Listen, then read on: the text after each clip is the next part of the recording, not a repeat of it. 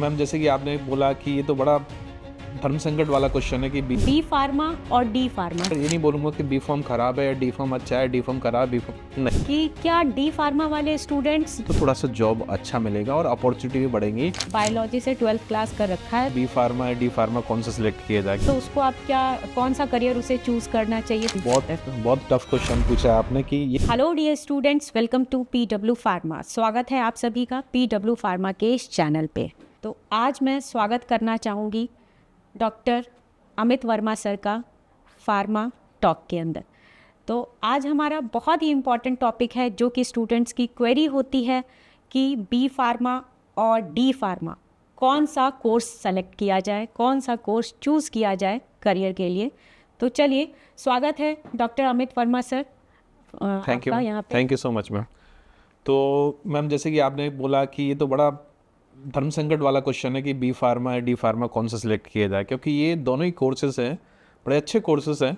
अगर बात करें तो बच्चों के पॉइंट ऑफ व्यू से बच्चों का इंटरेस्ट होता है कि मैं यहाँ पर ये नहीं बोलूँगा कि बी फॉर्म ख़राब है या डी फॉर्म अच्छा है, डी फॉर्म ख़राब बी फॉर्म नहीं। यहाँ पर हमारी रिक्वायरमेंट क्या है उसके ऊपर डिपेंड करेगा हमारा सिलेक्शन। अभी क्या होता है कि जो डिप्लोमा इन फार्मेसी और बैचलर इन फार्मेसी, इनकी अगर टाइम ड्यूरेशन के बारे में बात करें तो कितने साल का कोर्स है? 4 साल का कोर्स है बी फार्मेसी। और डिप्लोमा इन फार्मेसी का डिप्लोमा कोर्स है 2 साल का कोर्स है। अब इनके जो चीज़ें रहती हैं कि बच्चे को अगर जल्दी से अपना क्वालिफिकेशन कंप्लीट करनी है, ठीक है, तो उसके लिए डी फार्मा बेस्ट है। और अगर उसको थोड़ा सा समय है और आगे बढ़ना है इस फील्ड में और, तो उसके लिए बी फार्मा बेस्ट है। तो अपने दोनों ही सिक्के, आप एक ही सिक्के के दो पहलू होते हैं, वो तो सभी लोग जानते हैं। तो कहीं ना कहीं अगर आप 12th किए हैं, मतलब 12वीं पास कर चुके हैं आप, तो उसके बाद अगर आप फार्मेसी में करियर बनाना चाहते हैं तो ये दोनों ही कोर्सेज बेस्ट हैं। बस आपकी रिक्वायरमेंट क्या है ये आपको डिफाइन करना है। बहुत बढ़िया सर, बहुत अच्छा आपने बताया कि दोनों कोर्स जो है एक ही सिक्के के दो पहलू हैं। तो सर एक और क्वेश्चन है मेरा कि बी फार्मा और डी फार्मा, इन दोनों कोर्सेज में से कौन से कोर्सेज के अंदर जो है जॉब जो है जल्दी मिलती है? चलिए, जॉब का क्वेश्चन है, ये बड़ा यक्ष प्रश्न होता है। यक्ष प्रश्न मतलब बड़ा टफ क्वेश्चन कि जॉब किस में पहले मिलती है। देखिए, जॉब पहले मिलना और अच्छा मिलना दोनों में फ़र्क होता है। थोड़ा सा ज़्यादा घिसेंगे तो ज़्यादा अच्छा जॉब मिलेगा, थोड़ा सा कम घिसेंगे तो थोड़ा सा कम अच्छा जॉब मिलेगा। ये हमारे जो कह सकें यूनिवर्सल ट्रूथ है ये।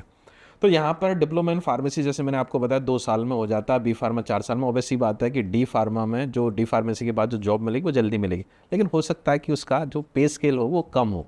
लेकिन यदि हम थोड़ा सा आगे चलकर बात करें कि बी फार्मा, तो बी फार्मा 4 साल 2 साल आप अपना स्पेंड कर रहे हो, तो थोड़ा सा जॉब अच्छा मिलेगा और अपॉर्चुनिटी भी बढ़ेंगी। तो जल्दी अगर आपको जॉब प्रोफाइल अचीव करना है, जॉब लेना है, तो डी फार्मा। थोड़ा सा अच्छा और बेहतर लेना है, थोड़ा समय देना पड़ेगा, तो उसके लिए बी फार्मा। Yes sir. तो सर एक क्वेश्चन ये है मेरा कि क्या डी फार्मा वाले स्टूडेंट्स जो है उसके डी फार्मा के बाद बी फार्मा कर सकते हैं क्या? जी हाँ, बिल्कुल मैम, ये बहुत बढ़िया क्वेश्चन है। कई बच्चे जो जैसे कुछ बच्चे डिप्लोमा इन फार्मेसी में एडमिशन ले लिया सपोज दैट, लेकिन उनको लगता है कहीं ना कहीं कि नहीं, मुझे इस फील्ड में और आगे बढ़ना है, मुझे पीजी करना है या मुझे पीएचडी करना है या पोस्ट डॉक करना है। तो उनके लिए बड़ा ही एक गोल्डन चांस होता है लेटरल एंट्री जिसको हम बोलते हैं। तो लेटरल एंट्री जो होती है उनकी कंप्लीट करने के बाद आपका जो डी फार्मेसी, तो उसके बाद आपको एक अपॉर्चुनिटी मिलती है, तो उसमें आप सीधा बी फार्मेसी में जहाँ पर जिस कह सकते हैं कि जिस इंस्टीट्यूट में अगर सीट वेकेंट है तो वहाँ पर उनको मिल जाता है। हमारे साथ में भी कई लोग ऐसे लेटरल एंट्री के थ्रू आए और बहुत अच्छा किया आगे चलकर उन्होंने। तो ये आपका इंटरेस्ट है कि आपको आगे बढ़ना है, तो बेशक बच्चा इसमें एडमिशन ले सकता है डी फार्मा के बाद बी फार्मा में लेटरल एंट्री के थ्रू। सर आपने एक वर्ड यूज़ किया यहाँ पे, लेटरल एंट्री। तो ये लेटरल एंट्री जो है ये किस बी फार्मा के किस ईयर में जाके होती है? सेकंड ईयर में होता है। सेकंड ईयर में आ जाते हैं बच्चे, वो डिप्लोमा इन फार्मेसी कंप्लीट करते हैं, सेकंड ईयर में एडमिशन तो इसका मतलब बच्चे जो है सेकंड ईयर से फिर फर्दर जो है कंटिन्यू कर लेंगे, उन्हें फर्स्ट ईयर में एडमिशन लेने की ज़रूरत नहीं। बिल्कुल बिल्कुल सही सर। तो बहुत सारे स्टूडेंट्स का डाउट ये होता है कि क्या हम बी फार्मा और डी फार्मा जो कर रहे हैं इसमें आगे क्या करियर ग्रोथ है, तो ये बता दीजिए सर एक बार। देखिए, करियर ग्रोथ के बारे में अगर बात करें तो दोनों में सबसे पहले मैं सिमिलरिटी के बारे में बात करूंगा। चाहे डिप्लोमा इन फार्मेसी करो चाहे बी फार्मेसी करो, बच्चे मेरी बात जो अगर सुन रहे हो ध्यान से, तो मैं उनके लिए कहना चाहूँगा कि सबसे पहली चीज़ डी फार्मा करें या बी फार्मा करें तो जॉब दोनों में है, पहले भी बात हो गई थी, और दोनों को करने के बाद रजिस्टर्ड फार्मासिस्ट बनते हैं। ऐसा नहीं कि अगर बी फार्मा किया तो वही उसको मतलब एक रजिस्टर्ड फार्मासिस्ट की अथॉरिटी मिल पाएगी, या डी फार्मा किया, दोनों को ही सेम लेवल पर रहते हैं। बस यहाँ पर थोड़ा सा ये रह जाता है कि डिप्लोमा इन फार्मेसी करने के बाद बच्चा वहीं पर, क्योंकि उसके बाद पीजी कोर्सेज नहीं रहते, लेकिन यहाँ पर आपका पीजी कोर्सेज और थोड़ी सी आगे बढ़ जाते हैं चीज़ें। तो यहाँ पर एक सबसे बड़ी चीज़ जो आती है कि सिमिलरिटी भी है और डिफरेंस भी है। सर दोनों की फ़ीस क्या होती है? अगर कोई स्टूडेंट डी फार्मा के अंदर एडमिशन करा रहा है और बी फार्मा में एडमिशन करा रहा है तो क्या डिफरेंस है फ़ीस के देखिए मैम, अंदर? फीस का मैटर ये यूनिवर्सल तो नहीं होता है, डिपेंड करता है कि कॉलेज के इंफ्रास्ट्रक्चर के ऊपर, अगर दोनों ही कोर्सेज में बात करूं। और यहाँ थोड़ा सा क्यूरिकुलम का पैटर्न भी डिफरेंट होता है। यहाँ पर जो बी फार्मेसी जो कोर्स है वो सेमेस्टर वाइज सिस्टम है, पूरा यूनिवर्सल जो कह सकते हैं कि पूरा ऑल ओवर इंडिया में एक ही सिस्टम फॉलो हो रहा है, यूनिवर्सल सिस्टम, सेमेस्टर सिस्टम। तो इसमें आपके 8 सेमेस्टर होते हैं, 4 साल का कोर्स होता है। लेकिन डिप्लोमा इन फार्मेसी के बारे में बात करूँ, ये ईयर सिस्टम के थ्रू होता है। यहाँ पर एग्ज़ाम जो होते हैं ईयरली होते हैं, तो मतलब यहाँ पर आपको जो मिलेगा वो आपको एग्ज़ाम पैटर्न जो रहेगा ईयर के हिसाब से मिलेगा, और यहाँ पर आपको किससे मिलेगा, आपको सेमेस्टर वाइज बिल्कुल। तो फीस सेमेस्टर और ईयर का ऑब्वियस सी बात है कि यहाँ पर एक सेमेस्टर की फीस ऑन एन एवरेज अगर बात करें तो आपका जो फीस है एक सेमेस्टर का 40 से 50 हज़ार रुपये रहता है, और भी वेरी करता है। डिप्लोमा इन फार्मेसी भी वेरी करता है, कई जगह बहुत ज़्यादा फीस है। तो मतलब ये देखें, अगर बात करें तो मैं यूनिवर्सल तो नहीं बोलूँगा, लेकिन एक एवरेज बोलूँ तो 1 लाख से लेकर 2 लाख के बीच में फीस होती है डी फार्मेसी की, और बी फार्मा की फीस आपकी 2 लाख से लेकर 4 लाख के बीच में होती है। तो सर मेरा एक क्वेश्चन ये है कि जो डी फार्मा वाले स्टूडेंट्स हैं उनके लिए अपॉर्चुनिटीज़ क्या क्या है मार्केट के अंदर? देखिए, अगर हम बात करें डी फार्मा और बी फार्मा, दोनों, बी फार्मा भी एड ऑन करना चाहूँगा इसमें। तो मैंने जैसे जो हमारी जो बातचीत शुरू हुई थी, तो मैंने बोला कि दोनों ही रजिस्टर्ड फार्मासिस्ट कहलाते हैं एक समय के बाद, वो 2 साल के बाद, वो 4 साल के बाद। तो यहाँ पर जॉब अपॉर्चुनिटी अगर बात करें तो प्राइमरी स्टेज पर बात करें तो दोनों को फार्मासिस्ट एग्जाम में या फार्मासिस्ट बनने के लिए मिनिमम क्वालिफिकेशन वो पूरा कर चुके हैं। तो दोनों ही बंदे, चाहे वो डी फार्मा का हो चाहे वो बी फार्मा का हो, फार्मासिस्ट की जॉब अपॉर्चुनिटी अचीव कर सकता है। ये फैक्ट है दोनों के लिए।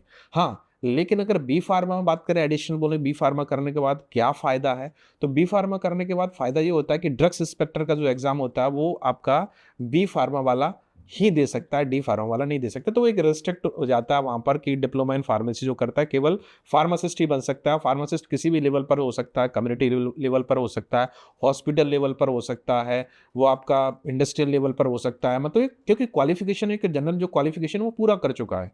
तो यहाँ पर मतलब जॉब अपॉर्चुनिटी तो दोनों के लिए है, और बस बी फार्मा वाले के लिए थोड़ी सी एक्स्ट्रा बढ़ जाती है, और इसलिए बिल्कुल सर, बी फार्म करने पे थोड़ा सा आपको एक्स्ट्रा बेनिफिट मिलते क्योंकि हैं, एक्स्ट्रा टाइम दिया ना एक्स्ट्रा टाइम दिया आपने। बिल्कुल सर। तो यहाँ पे सर एक क्वेश्चन है कि बायोलॉजी किसी बच्चे ने कर रखा है, ठीक? बायोलॉजी से 12th क्लास। हाँ, बायोलॉजी से 12th क्लास कर रखा है, तो उसको आप क्या, कौन सा करियर उसे चूज़ करना चाहिए? थोड़ा उसमें गाइडेंस दीजिए कि वो कौन सा ऐसा करियर चूज़ करे जो कि डेवलप हो मैम, ये सके, तो अपने आप को कर सके आगे भी बहुत फर्दर। बहुत टफ क्वेश्चन पूछा है आपने कि ये बच्चे के इंटरेस्ट के ऊपर रहता है। मैं हालांकि ये बोलना चाहूँगा कि इस क्वेश्चन में थोड़ा सा कि जो बच्चा ना पीसीबी या पीसीएम से किया, physics chemistry biology, physics chemistry mathematics से उसने अपना हायर सेकेंडरी एजुकेशन या 12th क्लास कंप्लीट किया है, तो उनके लिए एक बेहतर करियर थे कि कोई परफेक्ट नहीं होता। क्योंकि अगर मैं यहाँ पर एक थंब रूल के तहत ये बोल दूँ कि नहीं फार्मेसी इज़ द बेस्ट, तो यहाँ पर कई बच्चे ऐसे भी कहेंगे कि नहीं फार्मेसी इज़ द बेस्ट। ठीक है, तो यहाँ पर हर सिक्के के दो पहलू हैं, क्योंकि यहाँ पर इतने सारे कॉलेजेस हो चुके हैं, इतने सारे बच्चे क्वालिफाइड होकर निकल रहे हैं फार्मासिस्ट बन के, क्योंकि सबके लिए जॉब अपॉर्चुनिटी मिल पाना मुश्किल है। और जॉब अपॉर्चुनिटी उन्हीं को मिलेगी जो स्किल्ड होंगे, इनको नॉलेजफुल होंगे।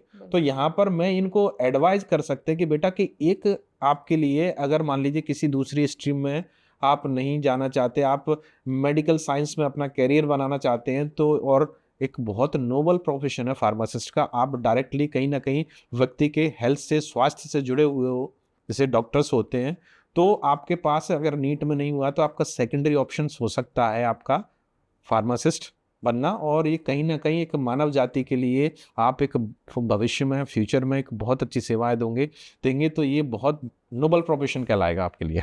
Thank you so much sir. आपने बहुत ही अच्छे तरीके से जो है यहाँ पे डी फार्मा और बी फार्मा में क्या डिफरेंस है, मेजरली करियर अपॉर्चुनिटीज़ क्या है, ये अच्छे से बताया बच्चों को, और इजी वे में बताया, को रिलेट करते हुए बताया। तो बच्चों को जो है इससे बहुत ज़्यादा जो है बेनिफिट देखने को मिलने वाला है, और वो भी अपने करियर में आगे क्या करना चाहते हैं वो इजीली डिसाइड कर पाएंगे। तो इसी तरीके का पॉडकास्ट जो है आप सबके लिए हम आगे भी लेके आते रहेंगे। तो thank you so much all of you.